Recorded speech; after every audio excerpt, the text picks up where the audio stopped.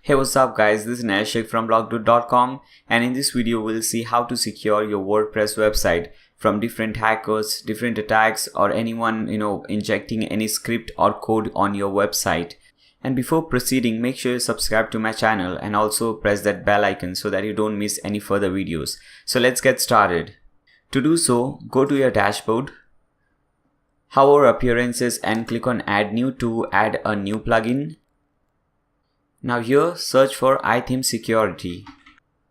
This is the one which we'll be using in this video. This is a free and awesome plugin. As you can see, it has got more than 800,000 active installs and a great rating. Okay, this is by iThemes. So just click on this install now button. Now activate this plugin. Okay, so you'll see these two messages over here. Okay, just cut both of these. Now at the left hand side you will see a new bar over here which says security. Just click on security. First it will do a security check, so just click on the secure site button. Now they'll ask you for your email, so just put in your email address over here and click on activate network brute force protection. We'll see what this is later on. Okay, now make sure you have all these green tick marks over here. Okay, now click on close button. Okay, so we have done with security check. Next one is global settings. Click on configure settings. Here there are different options. Let's see one by one. First one is to allow this plugin to write codes on our wp-config and htaccess file. So make sure this is tick marked. Next one is notification email. As you can see, at present your email is over here. This is the email where you'll receive alerts when someone is trying to hack your website or when someone is attacking your website. If you want to enter more email address, more than one email address, you can just enter them on next line.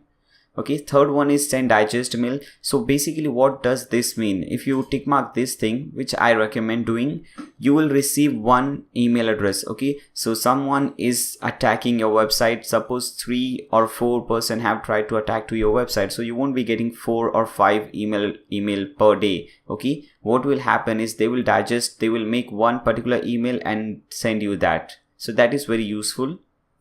Here is the backup delivery email. So make sure you put more than one email address, that would be fine. So what does this mean, by the way? This particular means that they will back up your database and send you on this particular email. Very important. If suppose tomorrow someone attacks your website and deletes all the data, you can use this database file and you will be able to recover most of the things. Then here are different lockout messages. Make sure, just don't need to change anything over here. Okay, if you want to change, you can change it. I don't see a very important step. Next one is blacklist repeat offender. Make sure this is enabled. If this box is checked or it is enabled, the IP address of the offending computer will be added to the ban users blacklist after reaching the number of listed below. Okay, here as you can see, number of lockouts, 3 lockouts. So if that IP address has reached 3 lockouts, he will be automatically added to the ban users list. Okay, and as you can see, next one is blacklist lockout period. How many days should a lockout be remembered to meet the blacklist count above? So we will say 7 days. Okay, so within 7 days, if anyone tries to attack your website 3 times and they get lockout for 3 times, they will be added to the banned user list. And make sure, just you don't need to change this thing. You can read what this is. The length of a time a host or user will be banned from this site after hitting the limit of bad login. Okay, so after hitting the limit of bad login, they will be banned for 15 minutes. Now here what you have to do, you have to click on this button. It will automatically add your IP to the whitelist. That is very important so that you don't get locked out. Okay, which is very important. If you're using your website from different places, make sure you put in all those IP addresses over here in the whitelist. I won't click this because I don't want anyone to know my IP address. Okay, but if you want, just click on this button. Your IP address will automatically come up here. Now rest everything is fine. Just scroll down till the bottom and click on this save settings. And remember, we are doing only the most important steps over here. Okay, so we won't be seeing all the settings over here. We'll see only the most important things which are required. Okay, because most of the things are already done by this particular plugin. so you don't need to change everything. Next one is 404 detection. This is also important, so we will enable this and click on configure setting to see what this particular means. This particular means that suppose someone is trying to visit to a page or to a file which doesn't exist on your website, that triggers us that someone is trying to attack on our website and looking for the file so that they can do something bad, something dirty with that file. So this is the setting for that. So minutes to remember 404 error. Okay, so number of minutes in which 404 should be remembered and counted towards lockout. Okay, so 5 minutes. So within 5 minutes, if they receive 20 errors, they will be added, or that IP address will be added to the banned user list. I recommend you to reduce this to maybe 5. Okay, so within 5 minutes, if someone has received 404 errors, they'll be added to the banned user list. Okay, now click on save settings. Away mode, let's see what this is. First enable this, click on configure setting. Okay, so basically what does this mean? Suppose you know for the fact that you won't be visiting or using your dashboard from maybe 1 AM to 6 AM. Okay, so what you can do, you can enable this away mode. So even if you want to visit, or even if you want to log into your dashboard, you won't be able to do that. So if you know for the fact, then you can do, though I won't enable it, I will disable it, because at present it is 1:30 and I'm recording this video 1:30 AM. So this is not for me, but for most of you guys this is the one. Just click on save setting, but I'll disable this. Now here is the banned users. Let's click on configure setting. Now here you just have to do one thing, just tick mark over here, enable hack repairs blacklist features. So basically this particular website has a blacklist feature, so we want to enable those features. Fine, rest everything is fine. Just click on save settings. Next is database backups. Click on configure settings. Okay, here what you have to do, make sure a backup method is only email. If you want to save it locally and email, you can select this. I will select only email. I want to receive my database only on my email, so that will be fine.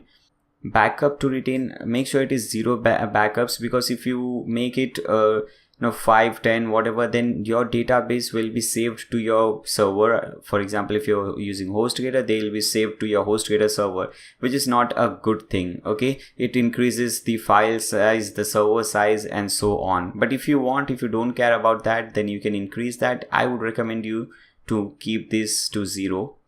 And make sure this is tick mark zip database back, so that backup, so that it will reduce the size and we'll get one single file. Okay, a zip file. Now here is the scheduled database backup. Enable this. Now here we'll see what is the interval for the database. For example, I want my database to be mailed every 7 days, so I'll put 7. This basically depends on how often you make changes to your website. For example, every 7 days I write a new blog, I type a new blog, so I'll put in 7 days. Okay, click on save settings. Now come to this local brute force protection and click on configure setting. In this option, we are limiting the number of times a user or a person can log into your website. For example, if we do not do any changes over here, then by default WordPress doesn't have a upper limit or a threshold for that. For example, if someone comes and they start typing some username, some password, if they are doing that wrong for 100 times, still they won't be logged out. Okay, so they can go on and on and on, and and ultimately there are chances that they may they may be able to log into your website, and they may change some files that would be very bad. So we are here we are putting an upper limit to that. For example, max login attempt per host. So we are saying only 5 attempts. After 5 attempts, if after 5 failed attempts, he should be added to the banned user list. Max login attempts per user, 10 attempts. Max minutes to remember bad logins, 5 minutes. Okay, so this is fine. If you want to enable, I would recommend you to enable this one, which will automatically ban anyone who is trying to log into your website using the admin username. Okay, and make sure you don't have a admin username, which is very dangerous. If you have, change your username, that would be very useful. Okay, This is very useful. Make sure this is tick mark so that we know, okay, someone is trying to log into our dashboard using this particular username, and they will be banned automatically. Okay, click on save settings. Now come to network brute force protection and click on configure settings. The previous setting which we saw was local brute force, and here it is network brute force. So it is very useful actually. If you have a API key, and you will have a API key because we entered our email address. Okay, so what happens over here, suppose a person or an IP address has tried to attack a website, my friends, or any website who is using, and that website is using iThemes. Okay, so that IP address has been added to blacklist on that person's website, but that person will automatically be added on this website also, because we have formed a network. And suppose someone attacks my website, then that person IP address will go to that network, and that IP address won't be able to attack someone else's website who's using iThemes. So this is very, very important. Okay, so don't have to do any changes over here. I just thought I should tell you what this thing is actually. Now click on save settings. Now come to WordPress Salts, click on configure setting and check this box. This box, basically what this thing is, WordPress Salt. If you see your WordPress config file, you will have a code over there, WordPress Salt code. So basically we are saying that we are setting a code in a very difficult to remember code, for example, such as this, password such as this. So we are placing this code, so it is very difficult for anyone to come to this combination of alphabet and numbers. Okay, so it will be difficult for anyone who is trying to attack our website. Now click on save settings. So these were okay, fine. If once you go do save settings, you will be logged out, and in fact anyone who is logged into your website will be logged out anywhere. If suppose you use your website to make changes on your office, in your office, then in your office also you will be logged out. So this is very important. Okay, so that even if someone has logged into our website, then they will be logged out. Okay, now click on login. Now again scroll down and go to security. You can also click over here. Okay, so you have both the options.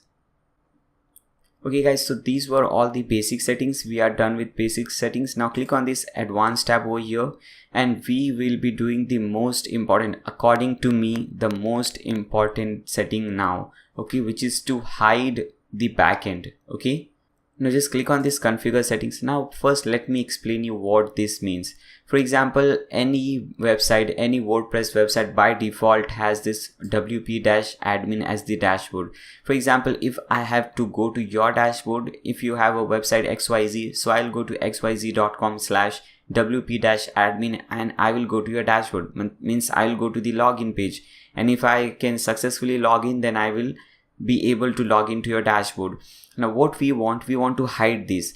If after we hide this, what will happen? Now after we hide wp-admin, now anyone who is trying to put nayashik.com/wp-admin, they will see a 404 page. Okay, a page not found. That page is not found. Very, very important. Okay, so by this, if you link that setting which we did, 404 detection, both will link, and it will be very useful, because if someone is again and again trying to visit that website, that page, we know for sure that he's trying to attack our website. And we also hide our backend, which is very, very important. Just tick mark this which says enable the hide backend feature. Now here you have to change the login slug. For example, wp-admin, what you want instead of wp-admin. So for example, I can say I want Nayash 777123456. Okay, but make sure you write it somewhere so that you yourself don't forget this. Okay, so make sure you just write it somewhere. That will be really helpful. Now here is the enable redirection. Okay, now next one is enable redirection. So as I said you earlier, when someone will go to this particular page, wp-admin, they will be redirected to a 404 page not found page. Okay, very important. Click on save settings. Now guys, these were the most important settings, and by doing this you have secured your website to a very great extent. And I hope this video was helpful to you. If it was helpful, then make sure you subscribe to my channel and also press on that bell icon, because I have a lot of useful videos on my website, on my YouTube channel. So make sure you subscribe to my channel, give a thumbs up to this video if it has helped you, and also share with your friends. Thanks a lot for watching.